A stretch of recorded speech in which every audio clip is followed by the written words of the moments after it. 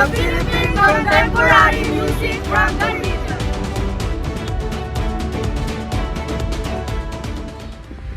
What is contemporary music?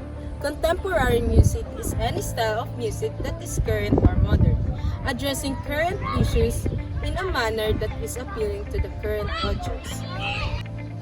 Contemporary music in the Philippines usually refers to the composition that adapted ideas and elements from 20th century art music in the West, as well as the latest trends and musical styles in entertainment industry.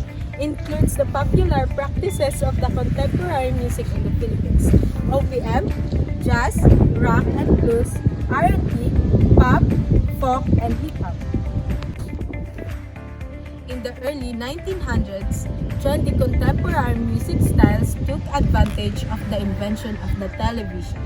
In the same manner, contemporary music in this day and age is taking advantage of social media, mass media, and every available avenue to propagate its ideology.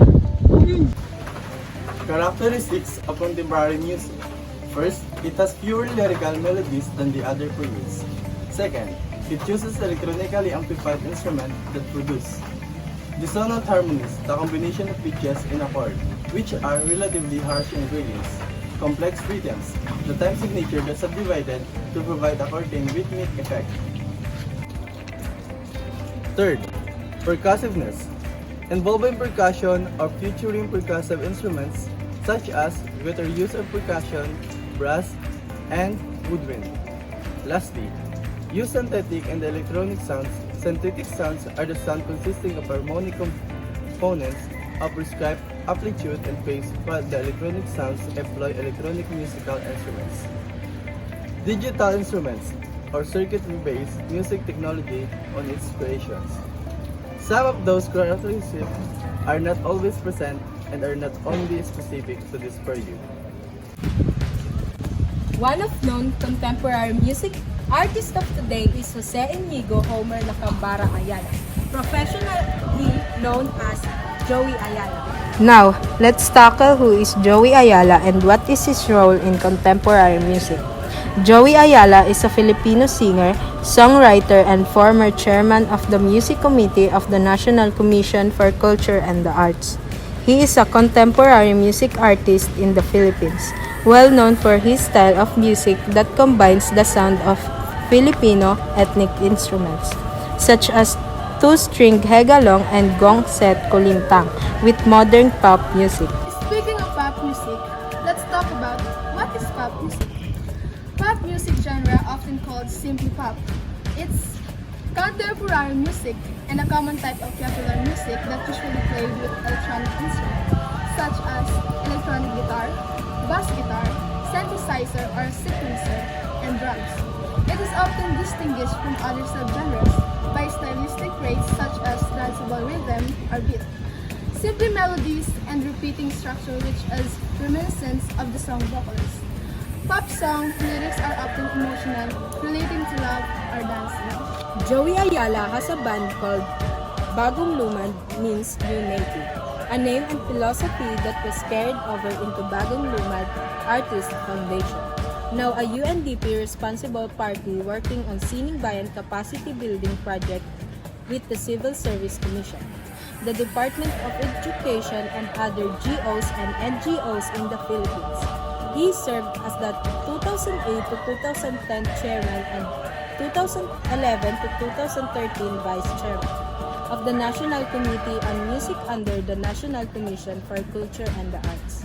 In 2013, Ayala entered the second Philippine Popular Music Festival as a composer and interpreter for the song Papel, where it made as one of its 12 finalists. The song featured collaboration with rapper Glock 9 and guest vocals by Denise Barbacena. He is previously participated in 2012 as interpreter for the song Piso, written by Christopher Son Milicia. One of the most recognized music pieces of Joey Ayala was Magkaugnay, performed with his band Bagong Lumad. If you can recall some program in your school before pandemic, Magkaugnay music by Joey Ayala was performed in dance by students. Its lyric is about interconnectedness of all God's creation. All of us in this world are interconnected, either living things or nature. We will affect one another. What we do, even smallest things, could have negative and positive effects on others. It is about integral ecology, means all that exists on this planet are interdependent and interconnected.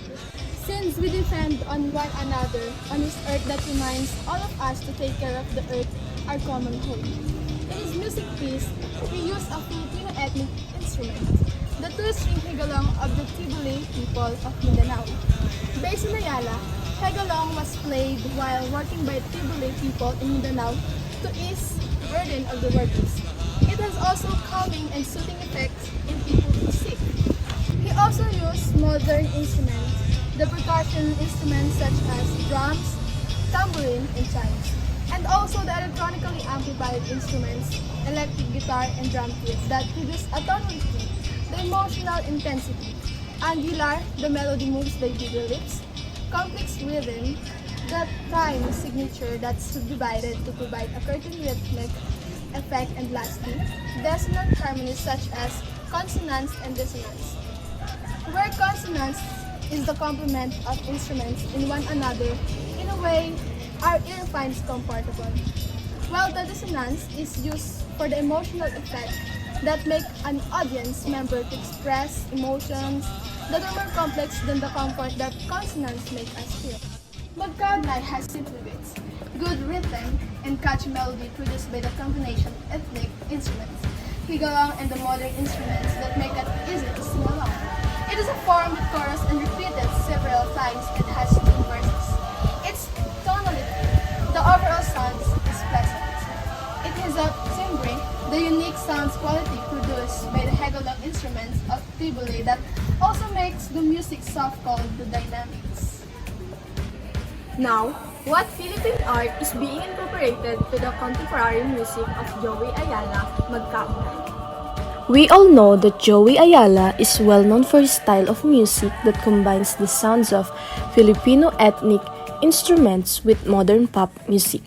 The Philippine art that being incorporated to his music is the two-string higalong, practiced by the indigenous Tibuli people. So, where in the Philippines we can find the Tibuli? Tibuli are a tribal group in the Philippines. In the past, they were often referred as the Tagabili.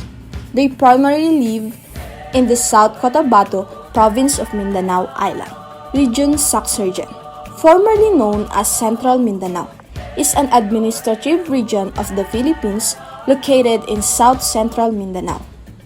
It is numerically designated as Region 12, which is located in the southern part of the Philippines. The name Casiguran is an acronym that stands for the region's 4 provinces and 1 highly urbanized city, the South Cotabato, Sultan Kudarat, Sarangani, and General Santos. Now, let's talk about the significance of higalong to the Region 12. The higalong is played by Tibuli people during courtship dances, native dances, while working to ease burden, and lastly, for calming and soothing sick people.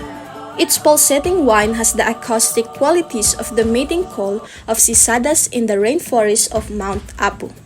The sound itself is halfway between a sitar and a fiddle, and the higalong almost seems to go back to guitar's Morris heritage. It is also played with vocal, characterized by chants and different types of songs such as the Jonli, a love song, Buwa, a lullaby, and Giloy, a funeral song. The Tibuli people usually play spontaneously and from the heart. That is why it is positioned close to the chest when playing.